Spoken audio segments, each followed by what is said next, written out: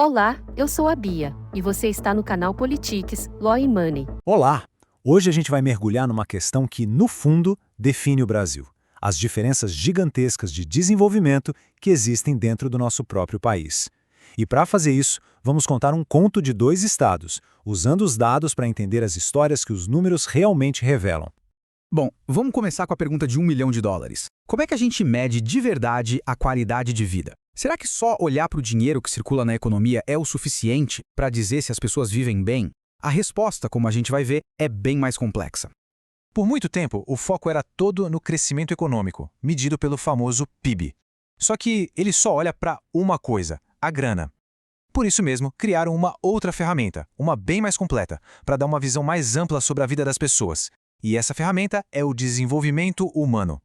Então, para ir além do PIB, o que a gente usa? Nessa primeira parte, vamos explorar a ferramenta mais famosa para isso: o Índice de Desenvolvimento Humano, o famoso IDH. O IDH, olha só, foi criado pelo Programa das Nações Unidas para o Desenvolvimento, o PNUD, e o objetivo era bem claro: vamos parar de olhar só para a economia e criar um jeito de medir a qualidade de vida de uma forma mais humana, mais completa.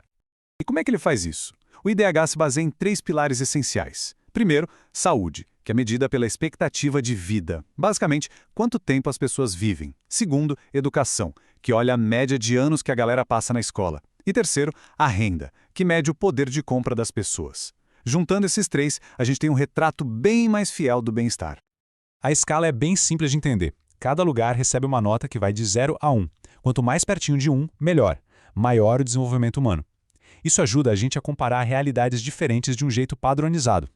E agora, vamos para o nosso comparativo. Vamos usar o IDH para analisar a realidade de dois estados brasileiros bem diferentes: Santa Catarina, lá no sul, e a Bahia, no nordeste. E olha só isso, os números de 2021 já mostram um contraste gritante.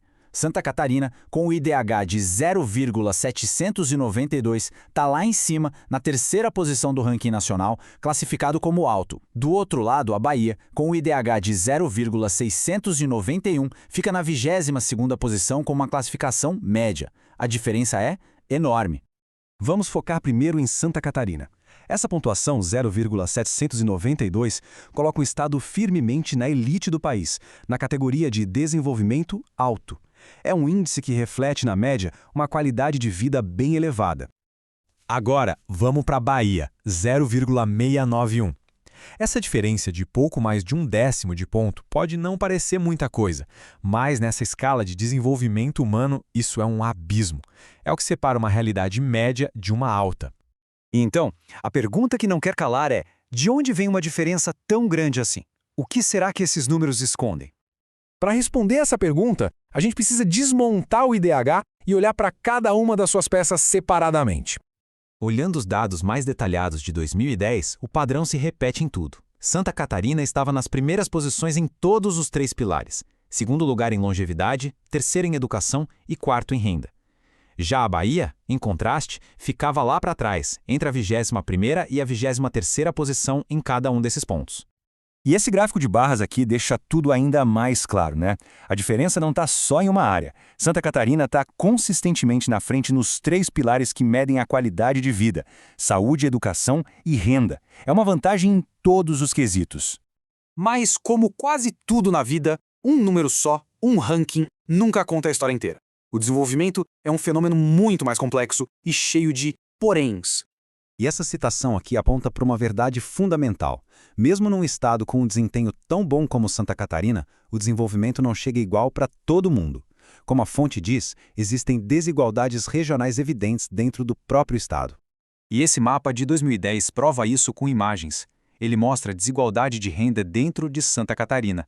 Tá vendo essas manchas vermelhas? São bolsões de alta desigualdade, concentrados principalmente na região oeste. Agora as manchas azuis, que são áreas de baixa desigualdade, ficam mais no Vale do Itajaí. Isso mostra que até uma média alta pode esconder grandes contrastes. Então, vamos ampliar um pouco essa discussão? Quais são as limitações de usar um índice único, uma média como o IDH, para entender a realidade? O ponto crucial é esse: o IDH é uma foto simplificada.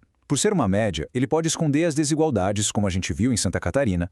Além disso, ele não mede coisas super importantes como segurança, sustentabilidade ou questões raciais. E mais, como ele dá o mesmo peso para saúde, educação e renda, um problema grave em uma dessas áreas pode ser mascarado se as outras duas estiverem bem. É exatamente por isso que os especialistas não olham só para o IDH. Ferramentas como o índice de Gini, que mede especificamente a desigualdade, são fundamentais para a gente ter um panorama mais preciso e justo da realidade de um lugar. Então, a grande conclusão da nossa análise é a seguinte: o IDH é sim uma ferramenta muito poderosa. Ele escancara as diferenças enormes de desenvolvimento no Brasil e nos mostra o abismo que existe entre lugares como Santa Catarina e Bahia. Mas, para entender de verdade o que está acontecendo, a gente precisa sempre olhar além da média, investigar as desigualdades e usar várias ferramentas juntas. E isso tudo deixa uma pergunta no ar, para a gente refletir. Se um único número, por mais bem feito que seja, não consegue capturar toda a complexidade da vida humana, para onde mais a gente deveria olhar? Quais outros indicadores, quais outras histórias a gente precisa acompanhar para medir o que é progresso de verdade? Fica aí a reflexão. Esse foi mais um relato forte aqui no Politics, Law e Money. Se você gostou do conteúdo, deixe seu comentário, compartilhe e nos siga. Sua voz é importante e faz toda a diferença.